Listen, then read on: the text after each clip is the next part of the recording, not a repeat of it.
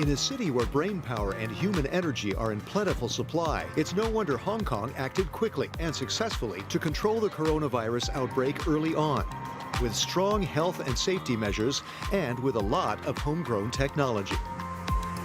In this edition, we talk to some of the people helping to fight the pandemic in Hong Kong and beyond. We begin at Hong Kong Airport, which has mobilized people and robots working to stop that virus dead in its tracks. As Hong Kong's main connection to the world, the airport was key to keeping COVID-19 out. They had to move fast, Hong Kong fast.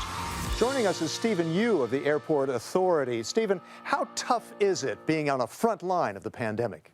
Yeah, it's a challenge in terms of the manpower and the resources, but we are well prepared. I think people still remember back to 2003, the SARS.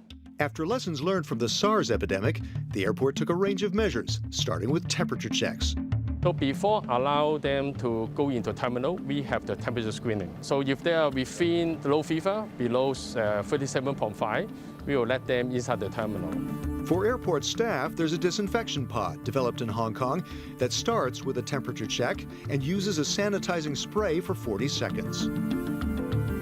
The airport unleashed a platoon of cleaning robots, also developed in Hong Kong, that disinfect hallways, floors, and toilets.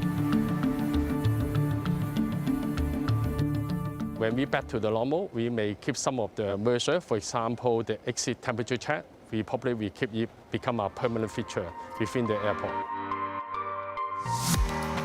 Way before other governments jumped into action, Hong Kong acted with border controls, testing, and quarantines. The result, about 1,100 people infected, with less than 10 fatalities as of mid-July in a city of 7.5 million.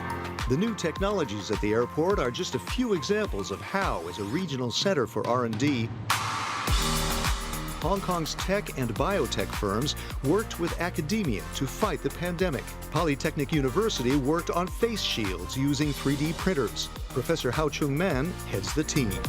So, Hao Chung, you had nurses come to make sure that it worked for them, right? Yes. Customer feedback immediately can help us to modify our design. There's no way 3D printing can provide the number they want. 3D printing can only produce one of these in 90 minutes, one in an hour and a half. But you had to make thousands of them a day for Hong Kong's hospitals. How'd you do that? We use our own machines, our 3D printing machines in our own university, get the design, get the product done within 7 days. And then we transfer to the industry, and they're able to produce it within 2 weeks. So the whole problem solved within a month. That's because the university was ready, says Polytechnic's deputy president. So, Alex, you are fast-tracking these projects aimed at COVID-19. How are you doing that? Well, you know, in Hong Kong we have SARS, and we have colleagues and both in our university in Hong Kong know that sometime this thing will happen again. So we actually have a trust fund.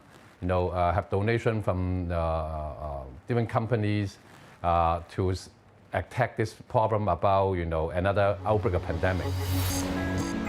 Another fast-track anti-COVID-19 project was at Science Park, home to hundreds of technology companies and thousands of staff, including Immuno Diagnostics. So we officially start the work in early February.